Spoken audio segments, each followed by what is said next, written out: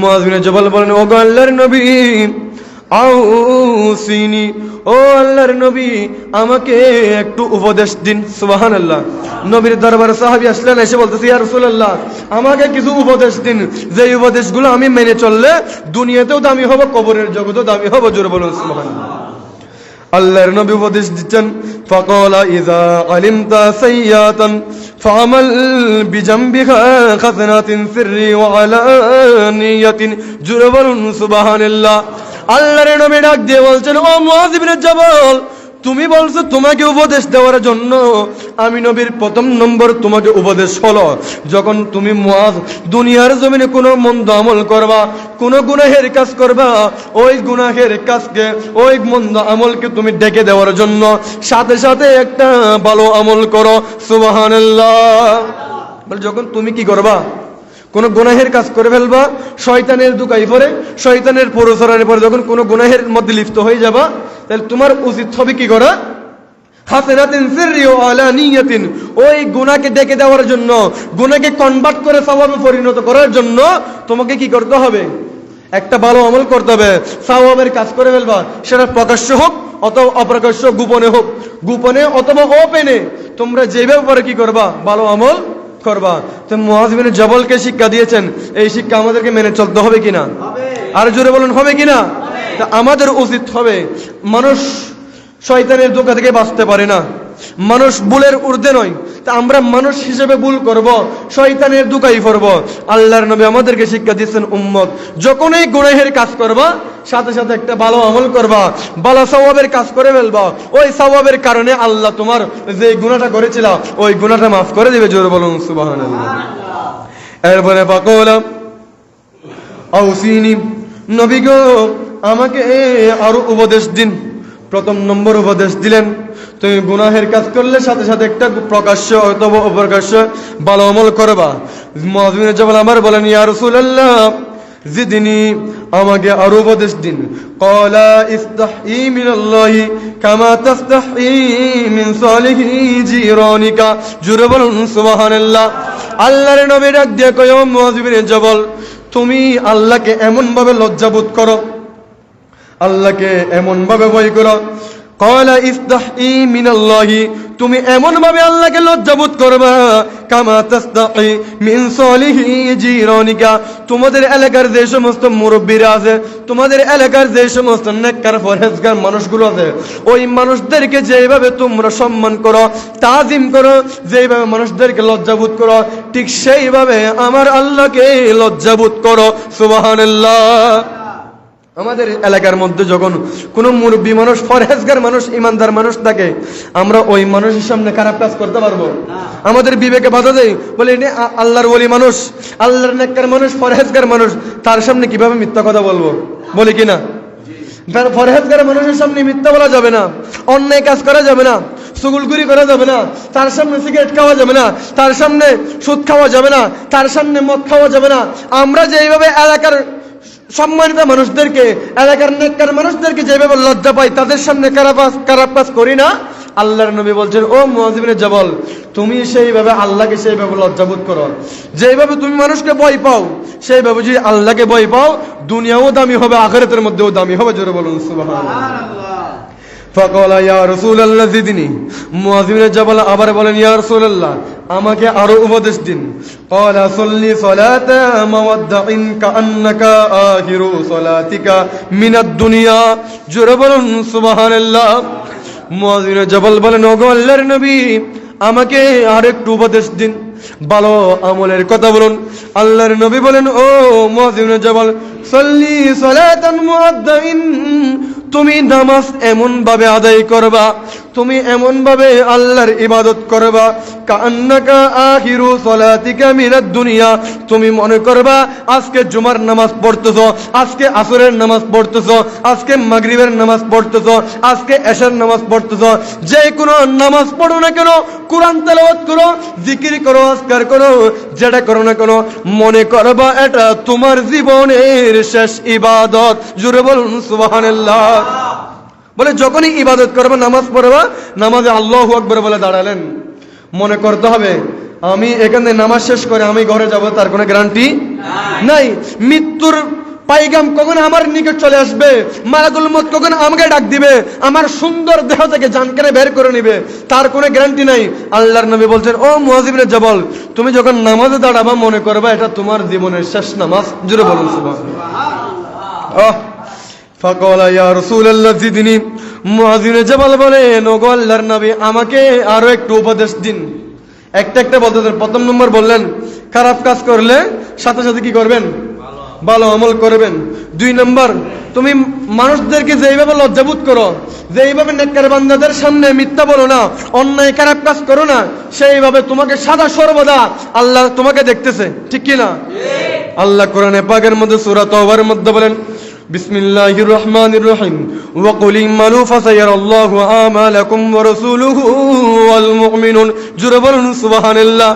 আমার আল্লাহ সূরা তাওবার মধ্যে বলছেন, ও আল্লাহর হাবিব, ও গো আল্লাহর নবী, আপনি আপনার উম্মতদেরকে বলে দিন, ওয়া কুল ইমালু, তারা যেন আমল করে। আল্লাহ তারা আমল করলে কি হবে?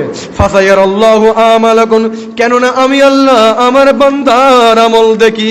সুবহানাল্লাহ। তাহলে আল্লাহ আমাদেরকে সদা সর্বদা দেখতেছে, কারণ আল্লাহ বলছেন ওপর আয়াতের মধ্যে, নাহনু আকরাবু মিন হাবিলিল ওয়ারিদ, আল্লাহ আমাদের শাহরগের চাইতে কাছে। জোরে বলুন সুবহানাল্লাহ।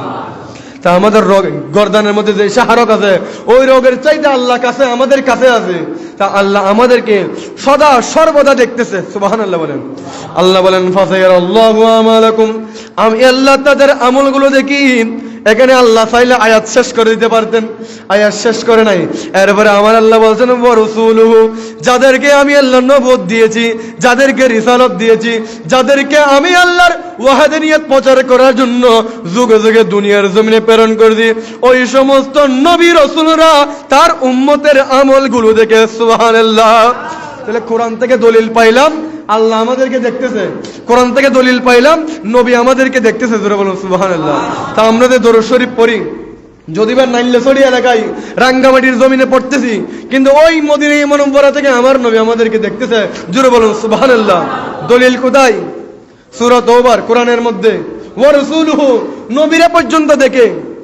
এরপরে আল্লাহ এখনো আয়াত শেষ করে নাই, ওয়াল মুমিনুন, যারা মুমিন বান্দা, যারা ইমানদার, যারা আল্লাহর ওলি, যাদের চোখ আল্লাহর কুদরতের চোখ হয়ে গেল, যাদের হাত আল্লাহর কুদরতের হাত হয়ে গেল, যাদের পা আল্লাহর কুদরতের পা হয়ে গেল, ওই সমস্ত মুমিন বান্দাদেরকেও মানুষের আমল দেখার ক্ষমতা দিয়েছেন আল্লাহ। সুবহানাল্লাহ। সেই জন্য আমার গৌসে পাক শাইখে বাগদাদ বলেছেন, নাযারতু ইলা বিলাদিল্লাহি জামান কাহার দালাদিল আলা হুকম ইত্তিসালি। আসসালামাই আসসালামাই বাদশাহে। গৌসে পাক শাইখে বাগদাদ বলছেন, ওগো আল্লাহর বান্দারা, নাযারতু ইলা বিলাদিল্লাহি জামান, আল্লাহ যে পৃথিবী সৃষ্টি করলেন, কুল কায়নাত সৃষ্টি করলেন, আসমান জমিন চন্দ্র সূর্য গাছপালা তরুলতা, পৃথিবীর জমিনে যত কিছু সৃষ্টি করলেন, সমস্ত কিছু আমি আব্দুল কাদের জিলানী এইভাবে দেখি, কাহার দালাতিল আলা হুকম ইত্তিসালি, যেভাবে হাতের তালুর মধ্যে একটা সরিষার দানা নিলে, কি নিলে? হাতের তালুর মধ্যে একটা সরিষার দানা নিলে সারা পাশে দেখা যাবে না, নাকি কোনো কিছু বাদ পড়বে? সরিষার দানা নিলে হাতের মধ্যে যেইভাবে সরিষার দানার সামনে পিছনে উপরে নিচে ডানে বামে সবকিছু দেখা যাবে। গৌসে পাক শাইখে বাগদাদ বলে, আল্লাহ আমাকে এমন ক্ষমতা দিয়েছেন, আমি আল্লাহর কুল কায়নাতের মধ্যে হাতের তালুর মধ্যে যেইভাবে সরিষার দানা নিলে সুরা সরিষার দানা দেখা যায়, ঠিক সেইভাবে আমি গৌসে পাক আব্দুল কাদের জিলানী আল্লাহর কুল কায়নাত ওই সরিষার দানার মতো দেখি। সুবহানাল্লাহ।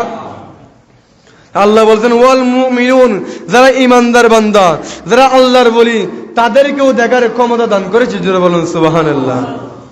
তাহলে বলছিলাম, আল্লাহর নবী বলছেন মুআয ইবনে জাবালকে, ও মুআয ইবনে জাবাল, তুমি যখন গুনাহের কাজ করবা, আল্লাহ তোমাকে দেখতেছে, সেই জন্য সাথে সাথে ভালো আমল করবা। তুমি যে 2 নম্বরে, তুমি যখন মানুষদেরকে সম্মান করো, নেককার মানুষকে সম্মান করে, তাজিম করে, তাদেরকে লজ্জাবোধ করে, যেভাবে তোমরা তাদের সামনে অন্যায় কাজ করো না, মিথ্যা কথা বলো না, পাপের কাজ করো না, ঠিক সেইভাবে আল্লাহ তোমাকেও দেখতে দে, তুমি ওই মানুষের মতো আল্লাহকেও লজ্জাবোধ করো। সুবহানাল্লাহ। 3 নম্বরে বলছেন, বলে তুমি 3 নম্বর তোমার জন্য উপদেশ হলো, তুমি যখন নামাজে দাঁড়াবা, যখন আল্লাহর ইবাদত করবা, তুমি মনে মনে ভাববা, এই ইবাদত, এই কোরআন তেলাওয়াত, এই জিকির আজকার, এই নামাজ আমার জীবনের শেষ নামাজ। সুবহানাল্লাহ। উপদেশ কয়টা গেল? 3টা গেল। ফাকালা ইয়া রাসূলুল্লাহ জিদনি। হযরত মুআয বিন জাবাল বলেন, ইয়া রাসূলুল্লাহ, আমাকে আরো উপদেশ দেন। এরপর আল্লাহর নবী বলছেন, ক্বালা আলাইকা বিকাসরাতি যিকরিল্লাহ ওয়া কিরাআতিল কুরআন। ও মুআয বিন জাবাল, তোমার জন্য 4র্থ নম্বর উপদেশ হলো, তুমি বেশি বেশি আল্লাহর জিকির করবা। সুবহানাল্লাহ। আল্লাহর নবী শুধু মুআয বিন জাবালকে বলে নাই, আমরা উম্মতদেরকে বলেছেন, আমাদের কাজ হলো কি করা? বেশি বেশি আল্লাহর জিকির করা, দরুদ শরীফ পাঠ করা, সময় হইলে কোরআন তেলাওয়াত করা। তো কোরআন তেলাওয়াত করতে হবে, কোরআন খুলে যে কোরআন তেলাওয়াত হবে সেরকম কোনো কথা নেই। আপনার সূরা ফাতিহা মুখস্থ আছে, রাস্তা দিয়ে হাঁটতেছেন, তেলাওয়াত করে করে হাঁটেন। আপনার লিইলাফি কুরাইশ মুখস্থ আছে, রাস্তা দিয়ে হেঁটে হেঁটে পড়েন, পারবেন তো ইনশাআল্লাহ? তো শুধু কোরআন খুলে কোরআন দেখে দেখে পড়তে হবে সেরকম কোনো কথা নাই। আপনি যেখানেই থাকেন না কেন, কোরআনের যে কোনো আয়াত মুখস্থ থাকলে, যে কোনো সূরা মুখস্থ থাকলে, হেঁটে হেঁটে, বসে বসে, শুয়ে শুয়ে, সর্বাবস্থায় কোরআন তেলাওয়াত করবেন আর আল্লাহর জিকির করবেন। জোরে বলুন সুবহানাল্লাহ। তো কোরআন তেলাওয়াত করলে, জিকির করলে কি হবে এটাও বলে দিচ্ছেন। ফাইন্নাহু নূরুল লাকা বিস-সামা।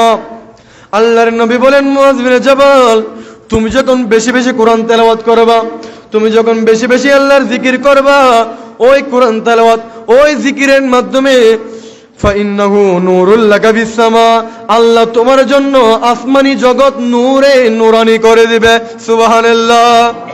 বলে আল্লাহ ওই তোমার জিকিরের কারণে, তোমার কোরআন তেলাওয়াতের কারণে আল্লাহ আসমানি জগৎকে নূর দিয়ে সাজাই দিবে। জোরে বলুন সুবহানাল্লাহ। ওয়া নূরুল লাকা ফিল আরদ, শুধু আসমান সাজাইবে তা নয়, ওয়া নূরুল লাকা ফিল আরদ, আল্লাহ তোমার জন্য এই দুনিয়ার জমিনকেও নূর দিয়ে ভরপুর করে দিবে। সুবহানাল্লাহ। সেই জন্য যারা নেককার বান্দা, যারা বেশি বেশি আল্লাহর জিকির করে, তাদের কবরের মধ্যে, তাদের মাজারের মধ্যে কত সুন্দর লাইটিং, সদা সর্বদা লাইট জ্বলতেছে, মানুষেরা জিয়ারত করতেছে, জিকির চলতেছে, কোরআন তেলাওয়াত চলতেছে। কথা বলেন ঠিক কিনা? আপনি যদি আপনার জীবনকে কোরআন তেলাওয়াত দিয়ে সাজাইতে পারেন, আপনার জীবনকে যদি আল্লাহর জিকির দিয়ে সাজাইতে পারেন, আল্লাহর ইবাদত দিয়ে যদি সাজাইতে পারেন, আল্লাহর নবী বলছেন, তোমার জন্য ওই আসমানি জগৎকে সাজিয়ে দিবেন নূর দিয়ে। কে? আর যদি বলুন কে? আল্লাহ আসমানি জগৎ সাজিয়ে দিবেন। ওয়া নূরুল লাকা ফিল আরদ, এবং দুনিয়ার জমিন সাজাই দিবে তোমার জন্য। দুনিয়ার জমিনের মানুষেরা তোমার দরবারে এসে আল্লাহর জিকির করবে। সুবহানাল্লাহ। এরপরে বলতেছেন, তোমার জন্য 5ম নম্বরের উপদেশ হলো, ওয়ানজুর লিমান হুয়া দুনাকা, তুমি তোমার চাইতে নিম্ন শ্রেণীর মানুষদের দিকে তাকাবা। এখন তো আমরা দেখি আমাদের চাইতে যারা ধনী মানুষ আছে তাদের দিকে বলো, অমুক মানুষের 5তলা বিল্ডিং আছে, অমুক মানুষের প্রাইভেট কার আছে, ঠিক কিনা? আমরা তাদের জিনিসগুলো দিকে আফসোস করি, তাদেরকে হিংসা করি, ঠিক কিনা? কিন্তু আল্লাহর নবী বলছেন, ওয়ানজুর লিমান হুয়া দুনাকা, ও মুআয ইবনে জাবাল, তুমি সদা সর্বদা দেখবা তোমাদের সমাজের মধ্যে কোন মানুষ গরিব আছে, কোন মানুষ দেখতে অসুন্দর, কোন মানুষ দেখতে খাটো, কোন মানুষ সবচাইতে বেশি গরিব, সবচাইতে বেশি মিসকিন, সবচাইতে বড় নিঃস্ব। জোরে বলুন সুবহানাল্লাহ। আপনাদের একটা ঘটনা বলি। বিশিষ্ট লেখক, গবেষক এবং ফার্সি কবি আল্লামা শেখ সাদী রহমতুল্লাহি আলাইহি, উনি এলাকায় এলাকায় ঘুরে ঘুরে কবিতা লিখতেন, আল্লাহ রাসূলের শানমান লিখতেন। এইভাবে তিনি তার ব্যাগের মধ্যে কবিতার খাতার কাগজগুলো নিয়ে এলাকায় এলাকায় ভ্রমণ করতেছে, এলাকায় এলাকায় ঘুরতেছে।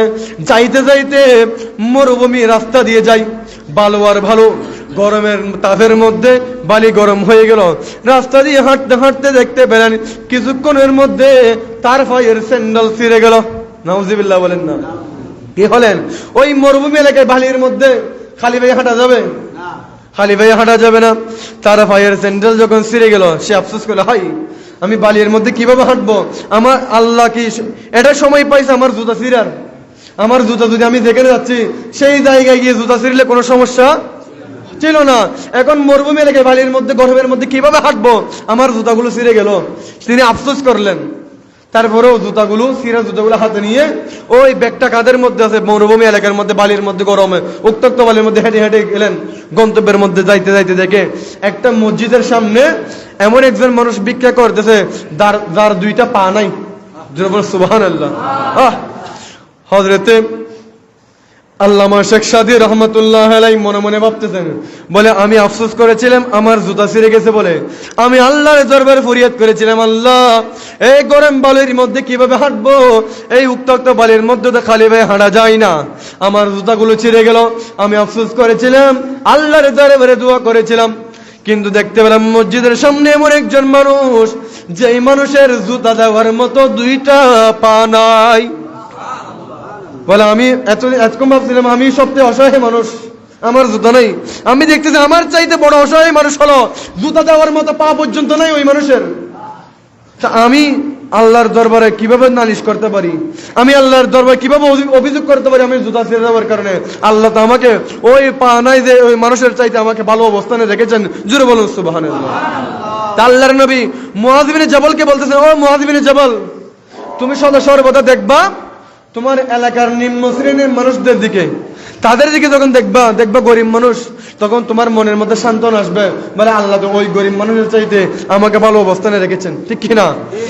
তুমি দেখবা তোমার এলাকার ওই সমস্ত যারা অসুস্থ মানুষ তাদের দিকে, তুমি তখন আল্লাহর দরবার শুকরিয়া আদায় করবা, আল্লাহ তো ওই মানুষকে অসুস্থ রেখেছেন, আল্লাহ আমাকে সুস্থ রেখেছেন, এবার আল্লাহর দরবার শুকরিয়া আদায় করবা।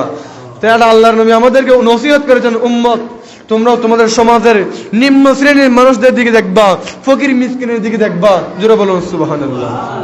এরপরে বলতেছেন, ওয়ালা তানজুর লিমান ফাওকাকা, ও মুআয ইবনে জাবাল, তোমার এলাকার মধ্যে যে সমস্ত ধনী মানুষরা আছে, তোমার চাইতে উচ্চবিত্ত মানুষের আছে, তাদের দিকে দেখবে না। তাদের দিকে যদি তুমি দেখো, তোমার অন্তরে হিংসা চলে আসবে, তোমার অন্তরে আফসোস চলে আসবে, আল্লাহর রহমতের আশা ছেড়ে দিবা।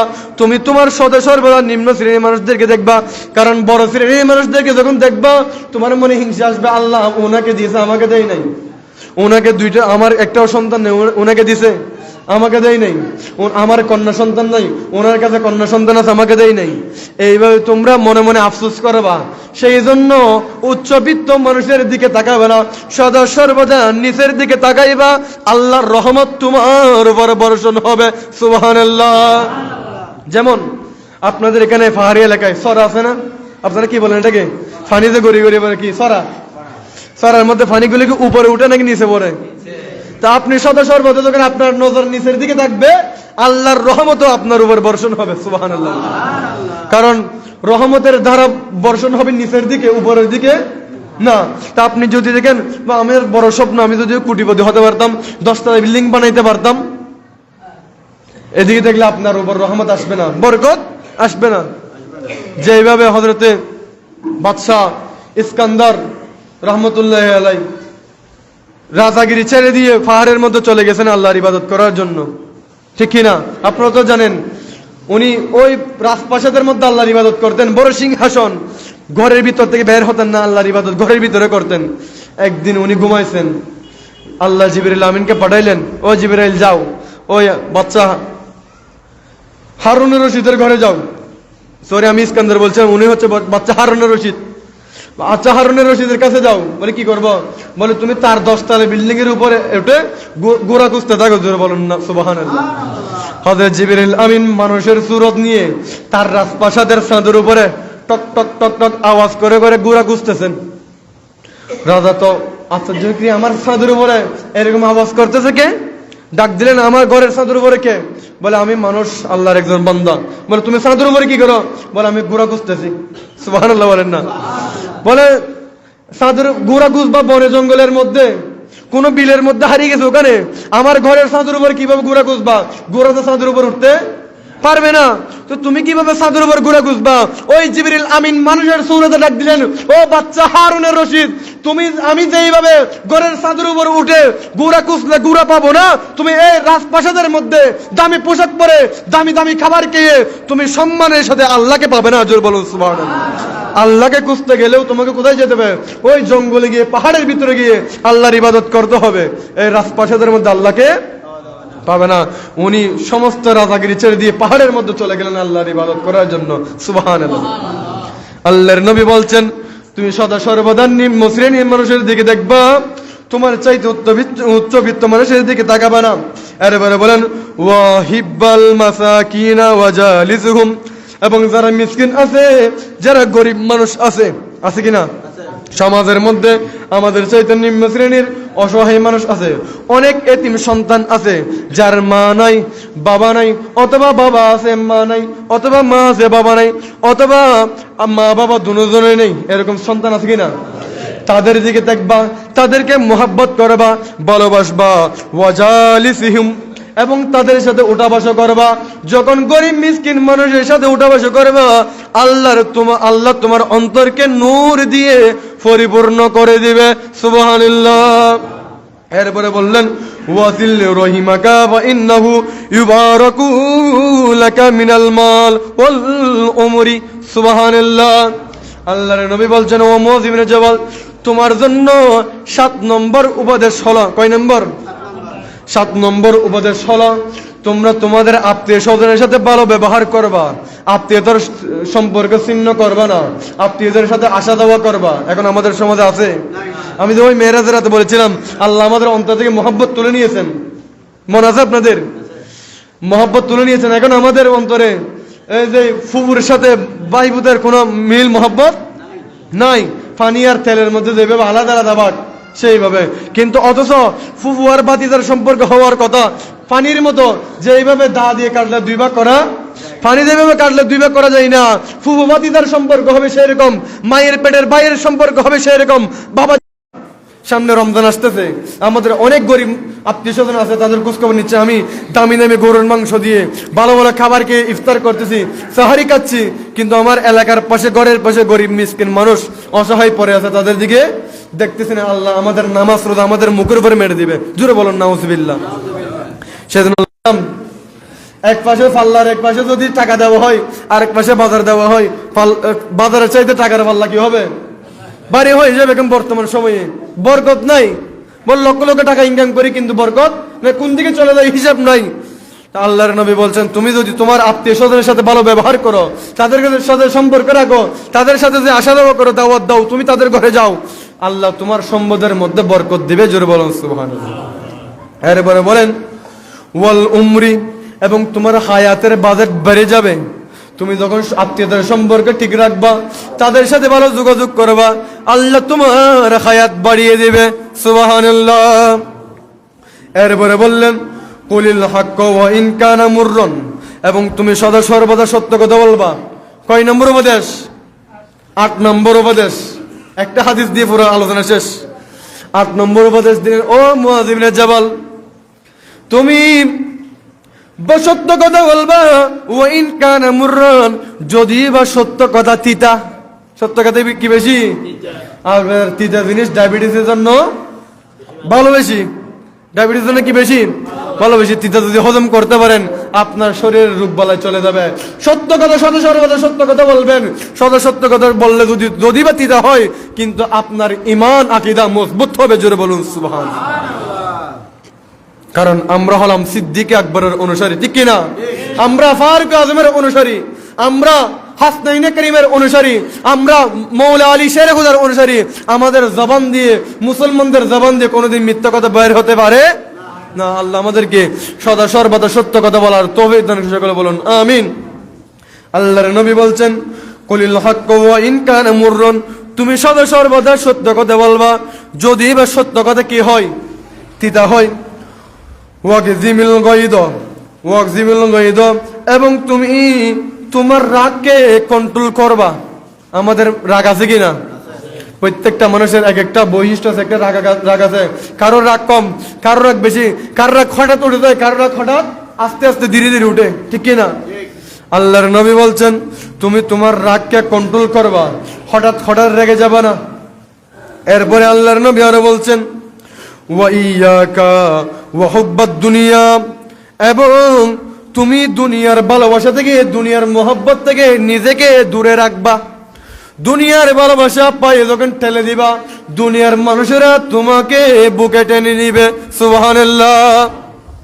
আল্লাহর নবী বলছেন মাল্লাহুল মাওলা ফালাহুল কুল, তুমি যদি মাওলার হয়ে যাও, দুনিয়ার ভালোবাসা যদি তুমি দূরে ঠেলে দাও, দুনিয়ার মানুষ তোমাকে ভালোবেসে বুকে জড়িয়ে নিবে। ঠিক কিনা? আল্লাহর ওলিদেরকে যেভাবে আমরা মোহাব্বত করি, ভালোবাসি, কারণ তারা দুনিয়াকে টেনে দিয়ে, দূরে টেনে দিয়ে আল্লাহকে আপন করে নিয়েছেন, আমরাও তাদেরকে বুকে স্থান দিয়ে আপন করে নিয়েছি। জোরে বলুন সুবহানাল্লাহ। আল্লাহর নবী বলেন ওয়া ইয়াকা ওয়া হুব্বাদ দুনিয়া, তুমি দুনিয়ার ভালোবাসাকে দূরে ঠেলে দিবা, দুনিয়ার মায়া মোহাব্বতকে তুচ্ছ তাচ্ছিল্য করে আল্লাহর ভালোবাসায় যখন চলে যাবা, আল্লাহ তোমার দুনিয়া এবং আখিরাত দুটোটাকে কামিয়াবি করে দেবেন। সুবহানাল্লাহ।